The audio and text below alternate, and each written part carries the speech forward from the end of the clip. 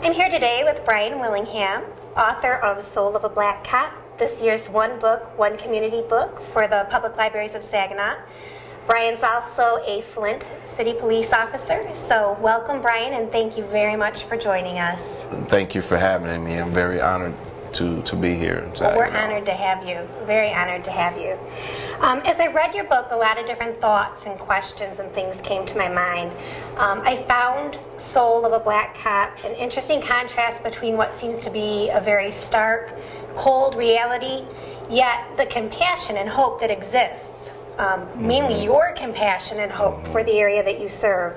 So I have just a few questions for you. Okay.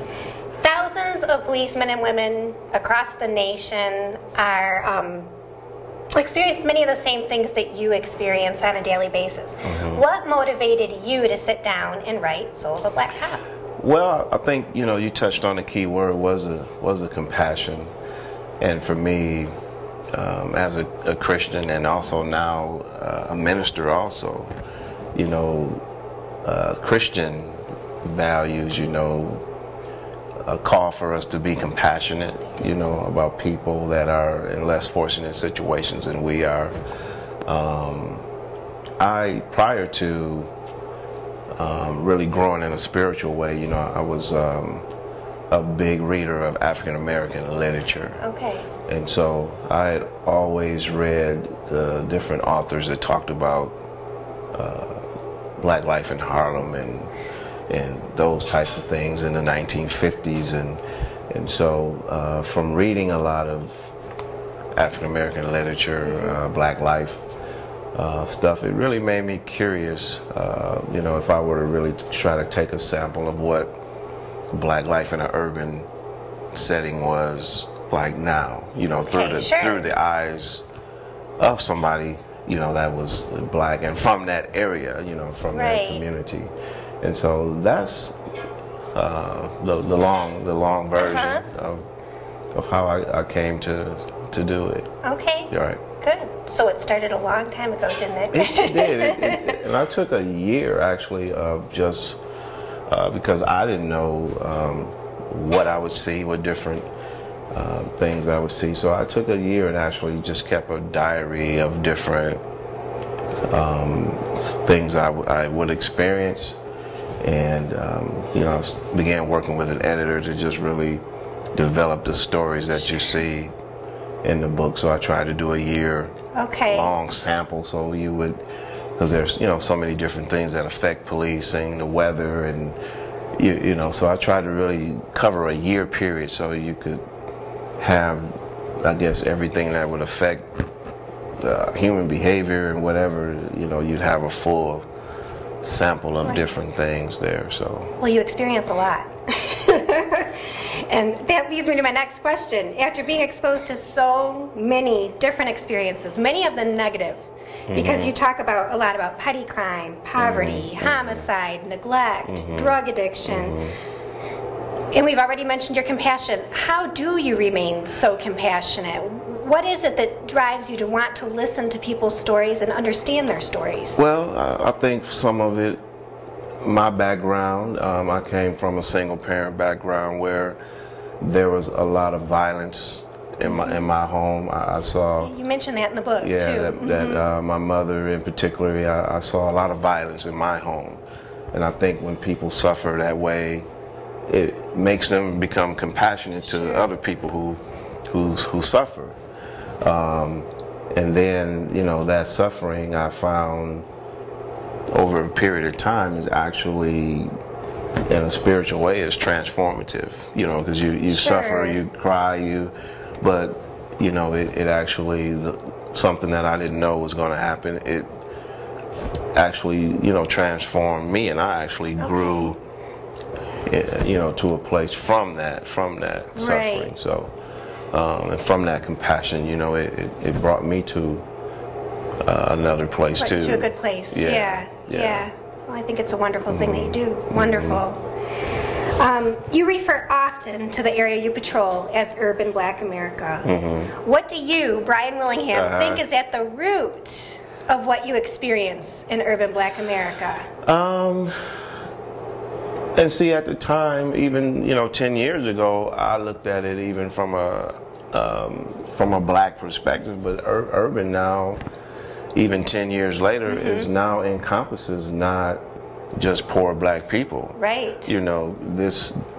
This has progressed, from the time, and I may have looked at it from a racial perspective. I mean, you have different, I think in this last decade, there are more poor white and poor others too that are also trapped in this same situation. And so I think there's a combination of things, the drugs that are there, the guns that are there, the educational systems, the family situations that are oftentimes impacted negatively, and broken families. And then I think the violence is just really, all of it I think manifests in violence. At the, the combination of those things,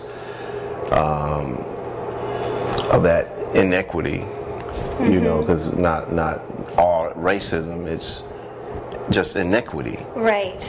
Right. That whoever may be in that environment may not have the same, economic opportunities or educational opportunities that someone else may have. And it's frustrating. Sure. Yeah, sure. Across the board. Yeah. Do you have any advice for people considering a career in criminal justice? I know you mentioned you were at SVSU, speaking to the criminal justice students. Do you have advice, or what do you think makes a great law enforcement professional? Well, it has to be, there's different police work. There are different, actually takes different types of people to make, as we say in the society, it takes, every kind of people to make it whole, because not every police officer can be like me. That's true. Or I don't think, although we want to see compassionate people, I'm grateful and I do arrest people. I do, you are a police officer. I do enforce the law, but my particular, like I said, because of my background and my experiences, I bring that. But I really appreciate the officers that actually go out and, their main focus is really catching bad guys. You know what I mean? Where my calling may be try to build community police relations. Right. We need officers, that's are stopping, drugs and or working undercover, or we need a vast diversity of people who have different interests in law enforcement. And so I would say generally, the advice is general. Most people that go into law enforcement, I can remember sitting in my academy, and almost everyone who becomes a police officer, I think, in general, wants to make a difference. Right. Right. Wants to help in some way. They want to make, and so. But once you get into the field, you never know for sure. I didn't know when I got into police work that it would affect me emotionally. I can only imagine. The way that it had. Yeah. I would have never thought that I would be, here or doing this or writing, or that it would move me that powerfully emotionally until I got into it. The path you take, yeah, we never know. I never knew that. I mean, sure, I like people and I wanted to help people, but I had no idea. You come into a work to make an impact on a work, and you never consider the impact that the work is going to have on you. That's true. It's true in many different areas. And police work is one of those works that you try to come in and make a difference, and it changes. I think almost any person who becomes a police officer is a different person than they were before they started that. And before they started it. So. Speaking of making a difference, I think many people after reading your book wonder what the answer is. Is there even an answer? Does it have a solution? Is there any one thing that we can do as individuals today to start to make a positive difference? I don't know that because the answers are tough, because we can point the finger in a number of directions. You know, the leadership or political leadership. You can point, you know, the people in some part are responsible. You know, parents. You know, we can point it at churches or schools, but I really think it's a combination of things that's going to make it better, and it's complicated. Sure. You know, to just say, you know, as I hear people, you know, being now in ministry, you know, people, well, the church should do more, but it's like, well, you can't make the church solely responsible for saving the community, or some people will say, well, the schools should be better, but yeah, but you can't put it, so I don't think you could, or the politicians should, you know, but I think it's going to be some combination of all of those things. Everything working together. Yeah, you know, that makes sense. To transform the community, and again, the people themselves, you know, have to participate. As you can have great schools and great religious institutions and great, you know, libraries like this, but you know, people too have to have a mindset to come and take part of, you know, what's on the shelf here. You know, there's a lot in just in this library that if the person had the mindset, they could change their life coming to the library and picking up the right. I mean, they can, but you make it available. But they have to, you know, much like Christianity, you know, there's a lot available to you, but you have to choose it. You have to accept some things to make your life. So the people are also have to play a part in their transformation too. Yeah. What is the one message that you want people to walk away with after reading your book? The one message is, again, looking at from a Christian perspective, is that we should have compassion upon those who... That comes through in your book. Yeah, upon those who are less fortunate than we are. And not only that, compassion should lead us to do something, to take some action. You know, and for me, my book was that action.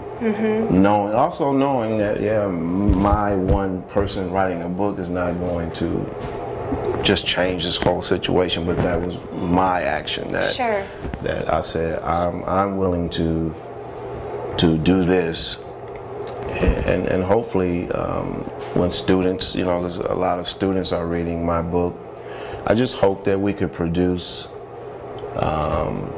some people, you know, that will go out into these human service fields and just enter into, you know, it with a sense of compassion. Compassion and understanding. You know, Sure. Okay. Well, thank you so much for your time.